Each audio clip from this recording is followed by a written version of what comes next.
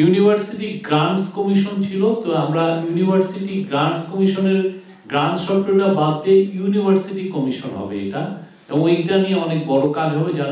আপনারা জানেন যে বাংলাদেশে অনেকগুলো ইউনিভার্সিটি হয়েছে, অনেকগুলো প্রাইভেট ইউনিভার্সিটি হয়েছে, ফলে ইউনিভার্সিটি গ্রান্টস কমিশনকে আমরা অনেক বড় বিগার একটা সংস্থা হিসেবে, যাতে টার্সিয়ারি যত এডুকেশন আছে সেটাকে জানে তারা আরো মানে তার মানটা যাতে ধরে রাখার জন্য যত কাজ করা যায় সেই কাজগুলো যেন করতে পারেন, এটাকে খুবই যুগোপযোগী করা, এটাকে আরো মানে গ্লোবাল যে টার্সিয়ারি এডুকেশন যে জায়গায় গিয়েছে, যেমন সায়েন্স অ্যান্ড টেকনোলজির ক্ষেত্রে বা রিসার্চের ক্ষেত্রে সেই জায়গাগুলোকে আরো ফোস্টার করানো, সেই কাজটা ইউনিভার্সিটি কমিশন করবেন।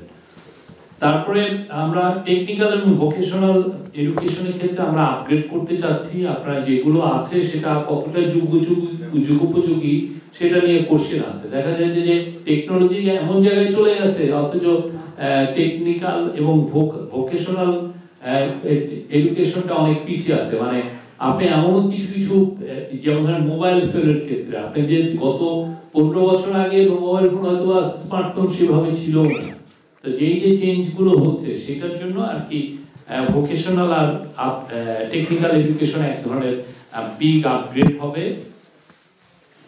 বেসরকারি স্কুল ও কলেজের যে অনলাইন টিচারদের যে এডুকেশন, আপনারা জানেন তারা যে খুব বেশি ট্রেনিংটা পান সেটা তেমন একটা হয় না। বাংলাদেশে প্রচুর বেসরকারি স্কুল কলেজ আছেন, অনেক ক্ষেত্রে সেভাবে মানে টিচার্স ট্রেনিং একটা খুব বড় সাবজেক্ট বাইরে। আপনি আপনার স্টুডেন্টদের মান উন্নয়ন করতে হলে আপনার টিচার্সদেরও মানটা আপনার সেই লেভেলে নিতে হয়, কিন্তু সেই ক্ষেত্রে দেখা যায় যে সরকারি টিচাররা যতটুকু ট্রেনিং এর সুযোগ পান সেই সুযোগটা হয়তো বেসরকারি টিচাররা পান না।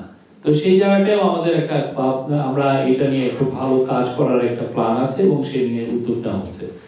আরেকটা হচ্ছে যে আপনার আইসিটি, আপনি জানেন যে 9, 10 বা স্কুল পর্যায়ে বা কলেজ পর্যায়ে যে আইসিটি যে সাবজেক্টটা, সেটাকে আসলে অতটা আমরা আপগ্রেড হয়নি। যে যত যেভাবে পুরো গ্লোবালি এটা আইসিটি এডুকেশন যে জায়গায় চলে গেছে, আপনি কোডিং এর শিক্ষা বলেন বলেন, আমরা অনেক শুনি যে আমরা কোডিং ইন্ট্রোডিউস করব এই করব, কিন্তু আসলে আপনি যদি আইসিটি এডুকেশনটা সেইভাবে যদি আপগ্রেড না করেন সেটা অনেক ক্ষেত্রেই তাহলে আমি মানে কোয়ালিটি আমার মানে টেকনিক্যাল এডুকেশনের নো হাউ যারা ছেলে মেয়ে আমরা পাবো না। তো সেই জন্য এই জায়গায়ও কাজ হচ্ছে, এবং এই ক্ষেত্রে যেটা হচ্ছে যে বাংলাদেশি অরিজিন একজন ব্রিটিশ ন্যাশনাল, উনি এটা নিয়ে কাজ করছেন, ইউকেরই একটা এডুকেশন বোর্ডে উনি কাজ করেন, একজন প্রিন্সিপাল।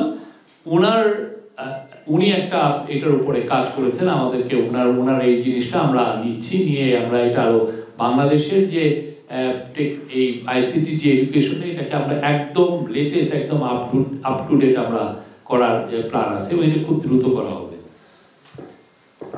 এই ছিল। আর হচ্ছে যে আরেকটা জিনিস যেটা আমরা লক্ষ্য করেছি, যেটা আমাদের অ্যাডভাইজার মহোদয় জয়েন করার পরই লক্ষ্য করেছেন, সেটা হচ্ছে যে শিক্ষা মন্ত্রণালয় বা শিক্ষার যে ডিপার্টমেন্টগুলো কেন্দ্রিক বিশাল একটা শিক্ষা একটা ঘুষ টুস এগুলোর বাণিজ্য হয়, একটা প্রমোশন বা একজনকে এখান থেকে ট্রান্সফার নিয়ে অন্য জায়গায়, তো সেই জায়গাটা আমরা আইডেন্টিফাই করেছি, এই জায়গাটা নিয়েও আমাদের কাজ হবে, যাতে শিক্ষা ক্ষেত্রে যত ধরনের দুর্নীতি আছে সেটা যেন আমরা শিক্ষা ক্ষেত্রে দুর্নীতি মুক্ত করতে পারি। এইটা হচ্ছে যে মানে পার্ট বাই পার্ট কাজ করা, এবং সামনেতে আমরা আমাদের প্ল্যান আছে যে এটা আরো যাতে আরো বড় পরিসরে শিক্ষা নিয়ে কতটা কাজ করা যায় সেগুলো কাজ আমরা করব। Thank you.